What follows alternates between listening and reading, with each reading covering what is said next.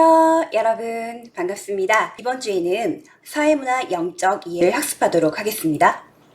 자, 그럼 오늘 수업 시작해 볼까요?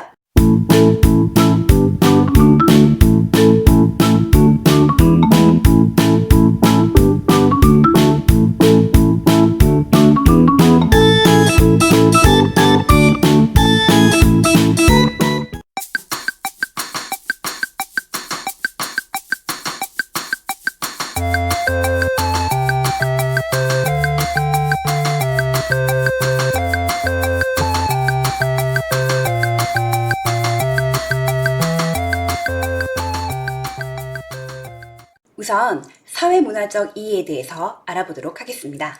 요즘 코로나19를 겪으면서 느낀 여러 가지 느낌 중 하나가 세계성과 특수성인데요.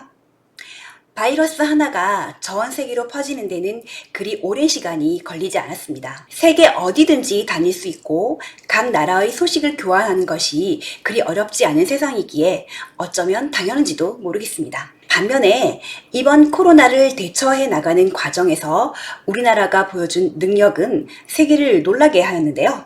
우리나라가 방역에 어느 정도 성공한 이유는 여러 가지가 있겠지만 체계적인 의료 시스템과 지역 봉쇄 없이 드나드는 사람을 하나하나 검사하고 격리 및 치료를 할 수 있도록 시스템을 구축한 정부의 노력, 어려울 때 하나로 똘똘 뭉치는 국민성 등이 아닐까 싶습니다. 최근 중국이 김치를 자기네 파오차이라고 하고 한복을 명나라 시대의 한푸라고 하며 BTS가 중국의 아이돌이고 손흥민이 중국 사람이라며 동북공정을 노골적으로 드러내고 있는데요. 대한민국 국민이라면 이 부분에 대해서 굉장히 화가 나고 속상한 일입니다. 중국이 이렇게 우리나라 문화를 자기네 나라 것이라고 우기는 이유가 무엇일까요? 아마 부러움과 시기심, 질투심이 가장 큰 이유일 것이고, 만주 일대에 널리 퍼져서 살고 있는 조선족을 대한민국과 동일시해서 중국 내 소수민족으로 취급하여 중국의 영향력을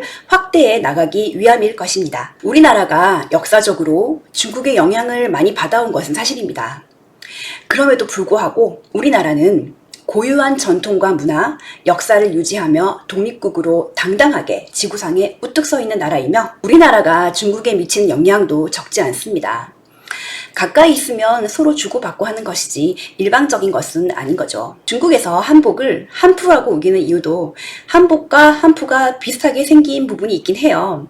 이것은 원말 명초에 한푸가 고려의 영향을 받아 한국식의 스타일로 100여 년간 유행했던 복식 스타일이라고 하며, 오히려 중국 조정에서는 이러한 스타일을 인정하지 않고 금지하였던 기록이 있습니다. 파오차이와 김치에 대해서도 알아볼게요. 채소를 절인 식품이라는 점에서는 공통점이 있지만 김치와 파오차이는 엄연히 다른 식품입니다. 한국의 김치는 생채소를 2단계에 거쳐서 발효시키는 음식인데 1차로 소금에 절인 후 절여진 채소에 고춧가루, 파, 마늘, 젓갈, 생강 등 다양한 부재료를 양념해서 발효시킨 것입니다. 이에 반해 파오차이는 배추류와 겨자줄기, 고추, 무, 당근을 소금에 절인 1단계의 염장만 했을 뿐 발효 과정을 거치지 않았습니다. 게다가 김치는 지역마다 재료가 다양하고 김치를 담그는 스타일에 따라서 그 종류가 매우 다양한 데 비해 중국의 파오차이는 단순한 형태이며 김치의 경우 국물까지 다 먹지만 파오차이는 국물이 거의 없습니다. 국제식품규격위원회 코덱스에 김치가 등재되었는데 여기에 파오차이를 명시하면서 해당 식품은 김치에 적용되지 않는다라고 명시되어 있습니다. 게다가 최근에 우리나라 드라마에 불어닥친 중국의 자본이 우리 문화를 잠식하고 있어서 참으로 안타까운 일이 벌어지고 있는데요. 드라마 여신강림과 빈센조에서 우리 드라마임에도 불구하고 우리나라에서 시판조차 하지 않는 중국 음식이 노출되는가 하면, 조선구마사라는 드라마에서는 조선 건국 초기를 배경으로 하는데 서양인 신부가 등장하고 조선의 기생집에서 중국 전통 음식인 월병과 중국식 만두, 피단 등 우리에게는 매우 생소한 음식들이 등장했으며 심지어는 무당의 옷 스타일도 중국식이었는데요. 가장 심각한 문제는 세종대왕 및 태종, 최영 장군에 대한 비하 발언이 서슴지 않고 등장하고 있다는 점입니다. 우리가 자랑스럽게 여기고 외국인들도 존경하는 세종대왕이 별것 아닌 사람처럼 치부되는 것을 반복적으로 접하게 되면 정말 아무것도 아닌 것이 되는 셈이죠. 현재 이 드라마는 각종 논란에 휩싸이며 국민청원까지 등장한 상태인데요. 드라마 제작을 지원했던 나주시와 문경시가 지원 중단을 선언했고, 광고를 편성했던 기업들도 취소했으며 제작사도 손절을 선언하였으며 결국 방송 제작이 취소되었습니다. 중국이 이렇게까지 다른 나라의 문화를 무너지게 하고 자국의 문화를 깊숙이 침투시키려는 이유가 무엇일까요? 문화야말로 그 나라와 그 민족을 지탱하는 힘이기 때문이죠. 중국이 아시아뿐만 아니라 전 세계의 패권을 장악하기 위해 채택한 수단이 바로 문화 침탈인 것이죠. 문화에는 우월하다, 열등하다 이런 개념이 없습니다. 나라마다 그 땅을 살아오면서 만들어낸 고유한 스타일의 문화가 있고 그 문화는 존중되어야 합니다. 오랜 역사와 전통을 가진 중국이 자신의 권력을 확장시키기 위해 이웃나라의 문화를 탐내고 착취하려는 사고방식은 타 국가와 문화에 대한 존경심이 전혀 없는 비문화적인 태도인 것이죠. 우리나라는 반도에 자리 잡은 국가로서 예부터 여러 나라의 침략을 받아오면서 성장해온 나라입니다. 이 작은 땅덩어리를 가진 나라에서 자신들만의 언어와 글자를 향유하고 전통과 역사를 만들어가며 다른 나라의 침략을 물리쳐왔기 때문에 우리나라만의 독특한 문화와 민족성이 형성돼 있습니다. 토가 좁은 우리나라는 인구 밀집도가 상대적으로 높기 때문에 전 국민을 대상으로 전수조사가 가능하고 주민등록이나 전국민의료보험 등록이 가능하죠. 재난지원금 역시 국민 모두 등록되어 있기 때문에 가능한 일이었습니다. 다른 나라는 어떨까요? 미국은 비교적 역사가 짧고 여러 민족이 큰 땅덩어리에 유입되면서 빠른 속도로 성장한 나라입니다. 땅이 넓고 서로 너무 다른 이민자들이 모여서 한 나라를 형성하다 보니 다양한 전통과 규칙들이 혼재되어 있고 그들만의 독특한 문화를 유지하고 있습니다. 그래서 각 주마다 연방정부가 있고 법도 조금씩 다르죠. 미국은 다양성을 무기로 엄청난 힘을 발휘해온 국가입니다. 그러나 한편으로는 나라를 형성할 때 주 세력이었던 백인들이 현재도 다른 민족과 유색인종을 차별하고 있으며 이번 코로나도 중국에서 시작됐기 때문에 중국인 탓, 서양인 탓으로 돌리고 있죠. 저는 이번 코로나로 인해 우리가 그동안 선진국이라고 믿었던 미국, 유럽, 일본 등의 나라들이 방역에 실패하면서 어려움을 겪는 것을 보고 세상에 영원한 1위는 없고 또 영원한 꼴찌도 없다라는 것을 느꼈어요. 다만 국가 간의 문화가 다를 뿐 나라의 우위를 따진다는 것은 더 이상 의미가 없다라는 것을 느꼈어요. 재미있는 것은 현재 백신 접종과 관련해서 아스트라제네카와 스푸트니크, 코비박 등 해외에서 개발한 백신을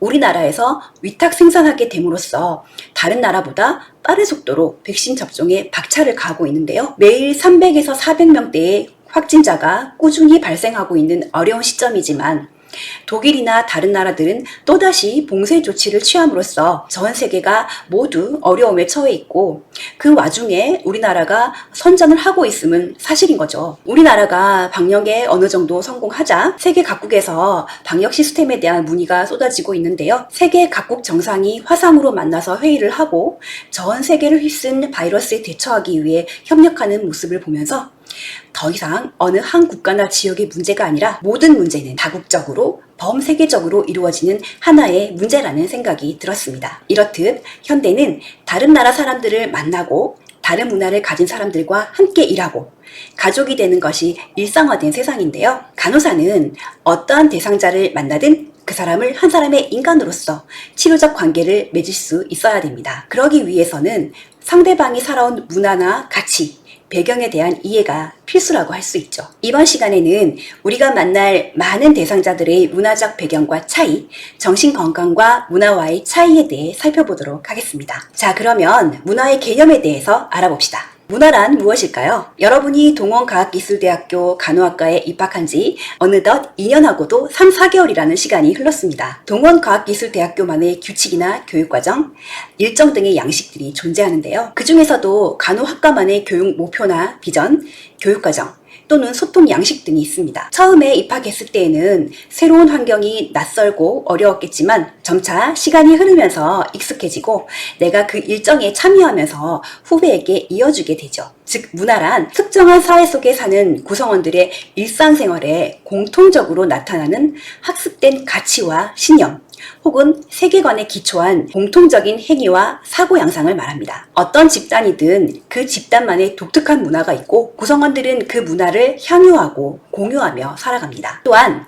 문화는 개인이 특정 사회의 구성원으로서 어떠한 세계관을 가지고 어떠한 감정을 경험하며 타인을 비롯한 신이나 초자연적인 힘과 어떻게 관계를 맺으며 행동할지를 알려줍니다. 예를 들면 구한말 독립군의 경우 일본으로부터 나라를 되찾는 것이 조직의 목표였고 그 목표를 달성하기 위한 수단으로 무장투쟁을 택하였습니다. 그 집단에 속해 있던 우리 조상들은 총과 무기를 가지고 전쟁을 통해 나라를 되찾고자 각기 맡은 역할을 충실히 수행하였던 것이죠. 문화는 집단이나 사회 구성원들이 서로 공유하며 만들어가는 공통된 믿음과 가치라고 볼 수 있습니다. 이런 것들이 사회와 가정을 통해 세대에서 세대로 전해져 사람들의 행동을 안내하는 공유된 믿음, 느낌, 그리고 지식의 형태를 포함하게 됩니다. 다음은 민족성의 개념인데요. 최근 몇 년 동안 북한과의 교류가 활발하게 진행되기도 하였죠. 어떤 여성은 러시아로 가는 시베리아형 열차에서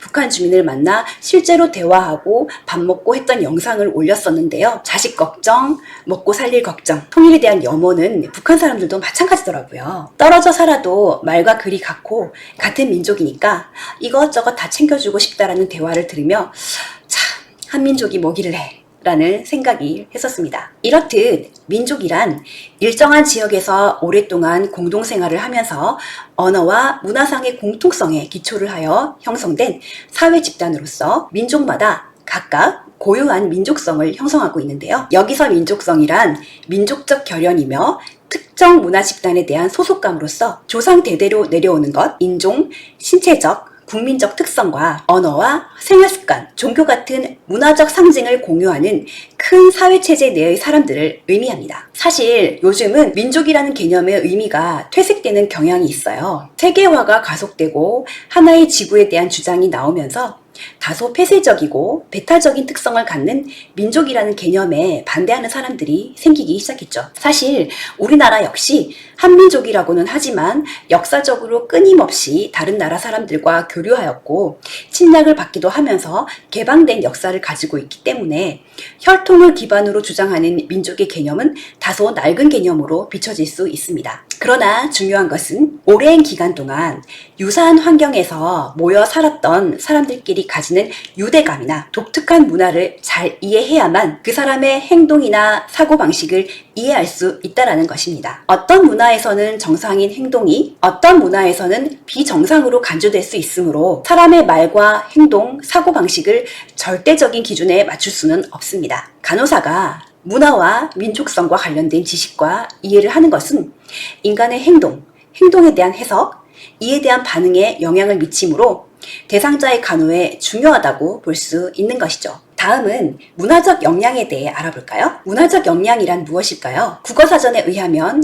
역량은 어떤 일을 해낼 수 있는 힘이나 기량을 의미하는데요. 이러한 역량의 정의에 문화적이라는 단어를 결부하면 결국 문화적 역량은 다문화를 가진 대상자에 대한 간호를 해낼 수 있는 간호사의 힘이나 기량으로 볼 수 있습니다. 즉 모든 환자의 문화적 경험을 감안하여 환자 개개인을 특별한 사람으로 간주하며 간호하고 치료하는 것으로서 문화적 다양성을 이해하고 존중하는 것을 뜻합니다. 간호사가 대상자 개개인이 갖고 있는 인생 경험, 가치와 일치하는 간호중재를 수행하려면 대상자의 문화적 신념과 태도, 가치에 대한 이해와 존중이 필요하므로 간호사의 문화적 역량이 환자의 회복 과정에 매우 중요하다고 보고 있습니다. 다음은 문화 변용입니다. 문화 변용이란 다른 문화를 가진 집단이 또 다른 집단을 직접적, 지속적으로 접촉해 그 결과 독자적인 문화 양식의 변화를 겪는 현상을 가리키는데요. 서양의 문화와 사회를 닮아간다는 뜻의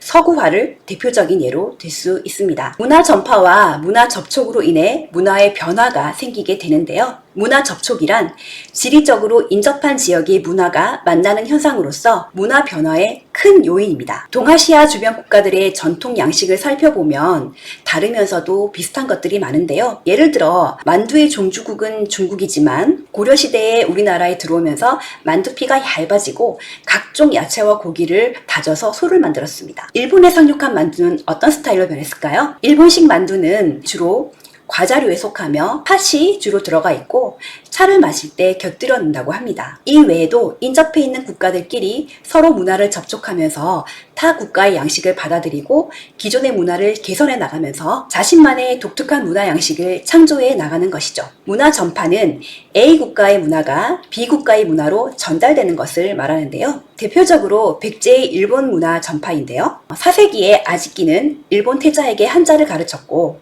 노리사치계는 최초로 일본의 불경과 불상을 전했습니다. 국보 제83호인 금동미륵보살 방가사유상은 일본의 고려사의 방가사유상과 매우 유사한 모습을 보이고 있는데요. 기록에 의하면 603년에 신라의 인물이 일본에 고려사를 세웠고 623년에 신라에서 전해온 불상을 고려사에 안치하였다라고 하였습니다. 금동미륵보살의 경우 금동으로 제작된 데 비해 고려사의 미륵보살은 한반도에서만 나는 적송으로 만들어졌다는 것이 밝혀졌죠. 이렇듯 문화 접촉과 문화 전파를 통해 각국의 문화가 시대에 따라 변하고 이러한 변화는 더불어 함께 살아가는 인류의 생존 방법이라고 할 수 있습니다. 문화 변용의 유형에는 문화 공존, 문화 융합, 문화 동화가 있는데요. 문화 공존이란 함께 존재의 존으로서 함께 존재한다라는 의미를 가지고 있습니다. 그림에서 보시면 어떤 지역에 동그라미 문화와 세모 문화가 만나서 동그라미와 세모가 함께 존재하는 것이죠. 문화 공존의 예는 어떤 것이 있을까요? 스위스의 지도를 보시면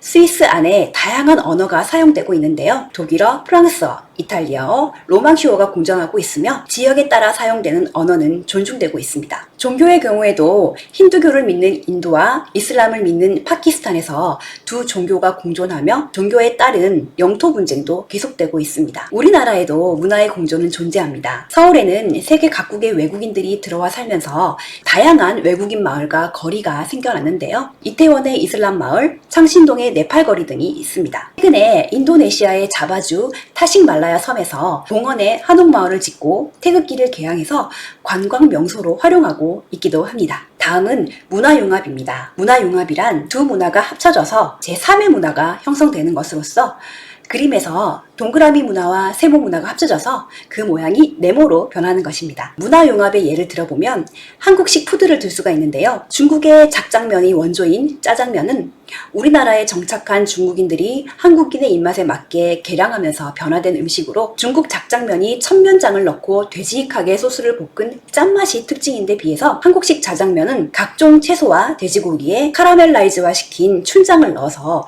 볶아서 단맛과 윤기가 특징인 음식입니다. 이런 경우는 치킨에도 적용이 되는데요. 원래 프라이드 치킨의 원조는 미국이지만 우리나라에 들어와서 고추장이나 간장 등 각종 양념을 묻히고 파 등을 올리는 등의 변화를 주었는데요. 이렇게 변화된 음식이 지금은 오히려 미국에서 유행하고 있다고 합니다. 결혼식 때 입는 드레스에도 큰 변화가 있습니다. 우리 전통 홀레복에 서양의 웨딩드레스를 합쳐서 흰색의 비단에 금박과 레이스가 달린 웨딩 한복을 만들어서 입기도 하는데요. 한복의 원형을 해친다는 점에서는 비판이 일기도 하지만 전통은 당시의 유행에 맞추어 변하고 적응을 하게 되면 그 시대의 전통이 되는 것이 아닐까라는 생각을 해보았어요. 고려시대 몽골의 지배하에 있었을 당시 몽골의 전통 변발 스타일이 유행했었고 반면 몽골과 중국의 전통 의상이 원래는 원피스였어요. 남자 여자를 가릴 거 없이. 그랬는데 고려의 영향을 받아서 저고리와 바지 혹은 저고리와 치마 이렇게 나누어졌습니다. 이렇게 시간의 흐름에 따라 여러 문화가 합쳐져서 새로운 문화가 형성되고 또 그 문화를 바탕으로 문화가 발달되는 것입니다. 프로이트의 정신 분석을 배울 때 어린아이가 부모를 동일시함으로써 초자아가 형성된다고 배웠잖아요. 문화 동화는 어떤 한 문화가 다른 문화를 닮아가는 것을 말하는데요. 주로 소수민족 집단 사람들이 주류 문화를 닮아가는 것으로서 그림에서 보시면 동그라미 문화와 문화와 세무 문화가 만났는데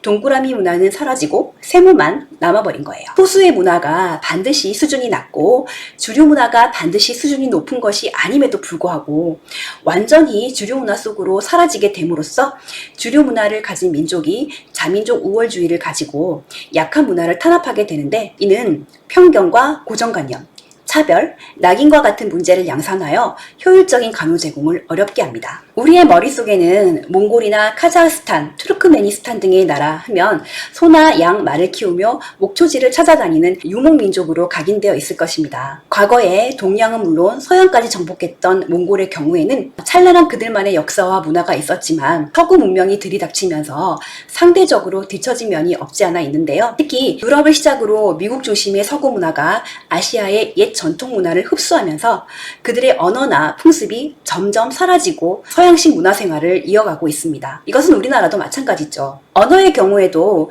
하루에 몇십 개의 언어가 사라져가고 있으며 유네스코는 21세기 말에 세계 언어의 절반이, 최악의 경우에는 90%가 사라질 것이라고 예측했습니다. 언어가 사라진다는 건 언어에 반영된 문화와 정신까지 사라지는 것을 의미합니다. 예전에는 각 나라마다 자신만의 고유한 언어와 풍습을 가지고 있었지만 강대국의 언어를 사용해야 살아가기가 용이해지는 현대에서는 문화 동화를 통해 국가의 다양성과 역사적 자료를 상실해 가고 있어서 매우 안타깝습니다. 다음은 문화와 정신건강에 대한 내용입니다. 우선 문화와 관련된 문제를 확인해 볼까요? 앞에서도 설명했듯이 문화는 국가 및 민족이 향유해 오고 있는 소중한 보물이라고 할 수 있는데요. 어떤 문화권에 속한 개인은 당연히 그 문화의 영향을 받습니다. 따라서 문화는 개인의 신념과 가치에 영향을 주게 되고, 신념과 가치는 자신을 평가하거나 어떤 일을 시작하고자 하는 동기와 행동의 지침이 됩니다. 개인의 문화적 관념, 세계관, 종교관 등은 정신 건강에도 영향을 미치게 되는데요. 그리스도교 종교권에서 살고 있는 사람들과 이슬람 문화권에서 살고 있는 사람의 신념과 가치가 다르므로 그들이 적응 과정에서 겪게 되는 문제는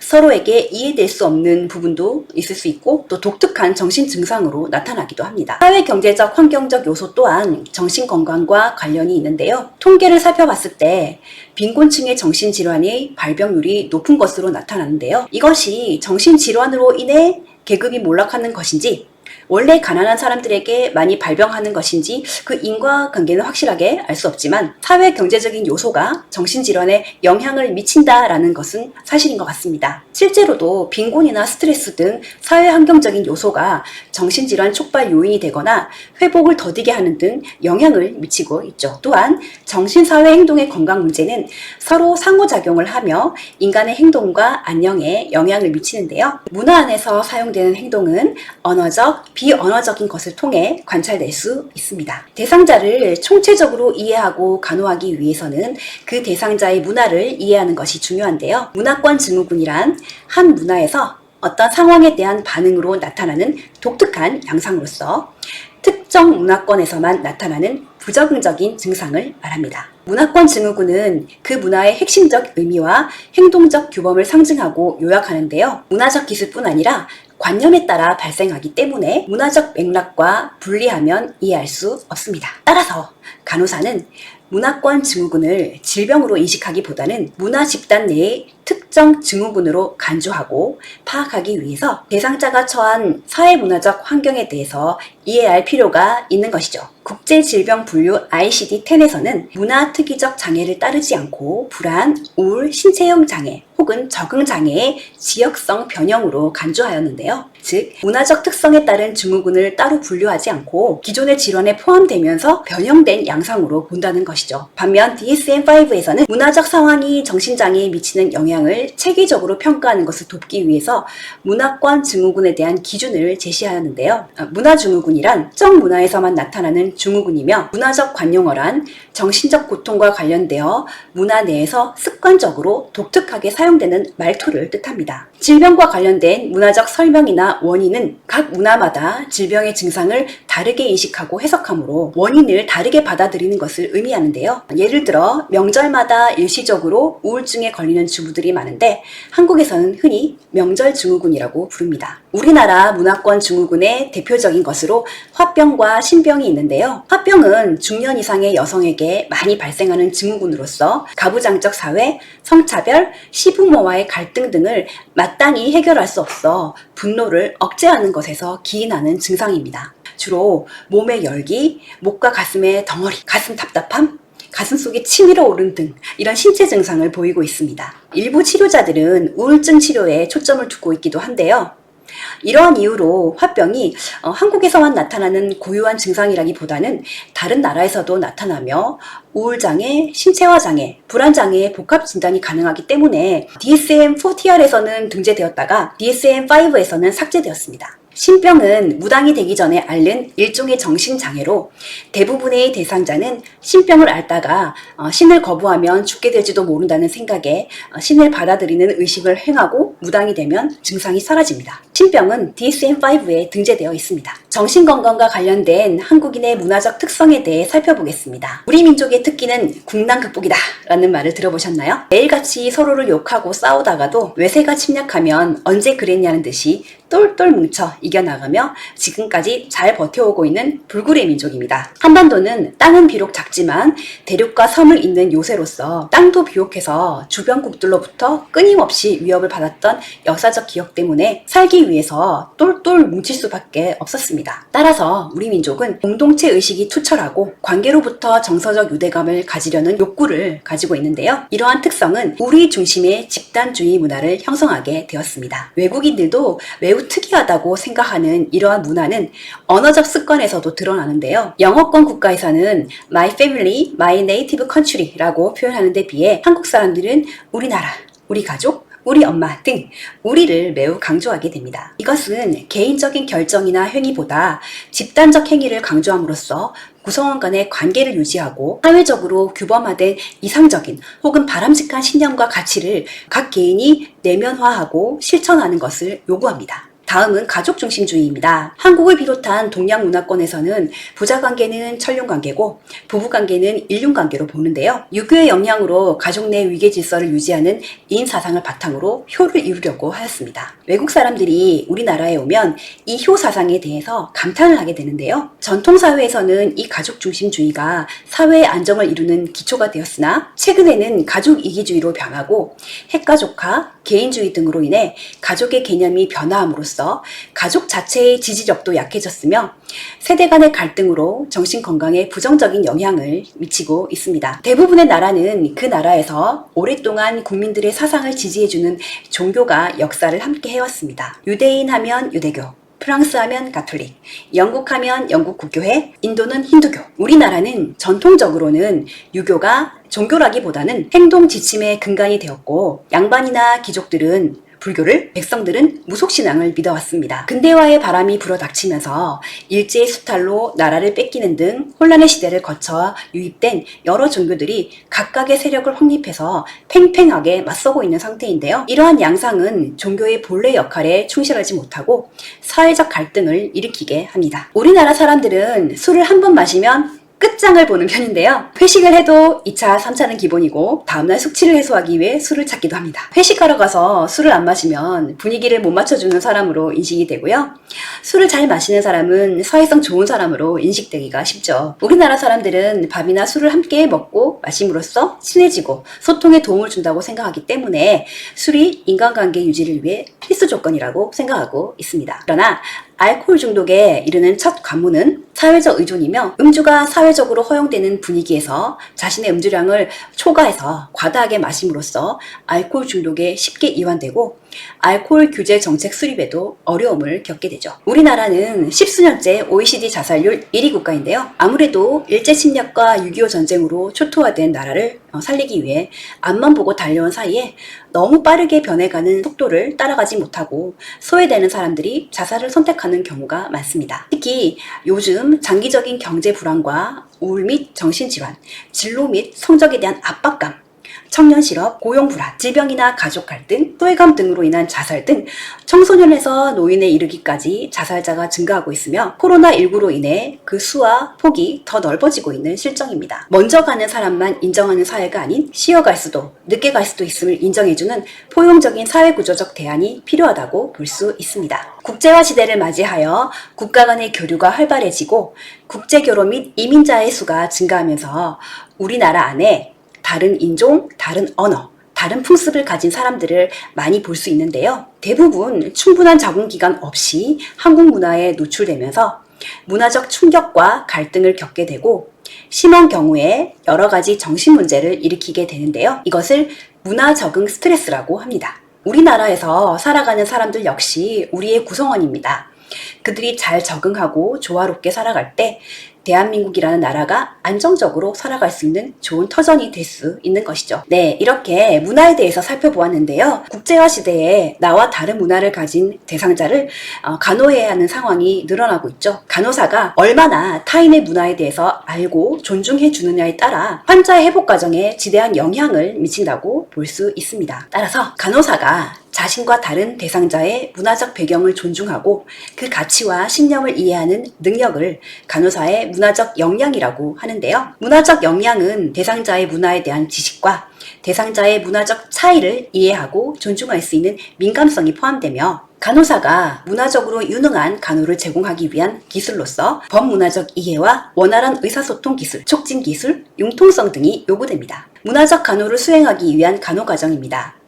문화적 사정 도구를 사용해서 문화와 민족에 대한 정보를 수집하고 문화적 요소를 고려한 간호 진단을 내리며 그에 따른 간호 목표를 수립하고 간호 계획 및 중재를 수행하게 됩니다. 이때 대상자의 건강 및 질병에 대한 신념과 가치를 파악하는 것을 간호 계획에 포함해야 합니다. 다음은 영적 이해입니다. 여러분은 종교를 믿으시나요? 종교를 믿는 사람도 있을 것이고 믿지 않는 사람도 있을 것입니다. 만일 여러분이 종교를 믿는다면 그 이유는 무엇일까요? 우리 집은 조상 대대로 이 종교를 믿어왔어요. 저는 모태신앙이에요. 라고 대답할 수도 있겠지만 어떤 종교이든 이렇게 수많은 사람들이 종교를 믿고 종교의 가르침을 실천하기 위해서 봉사의 삶을 살기도 하며 때로는 종교적 신념으로 인해서 전쟁을 일으키기도 합니다. 이렇듯 종교는 인간의 삶에서 뗄래야 뗄 수 없는 존재인데요. 종교를 통해 형성된 삶의 가치, 자신의 존재 이유와 목표의식은 인간을 성숙하게 만들고 풍요로운 삶을 살 수 있도록 이끌어줍니다. 영성이란 인간의 내면적인 자원의 총체로서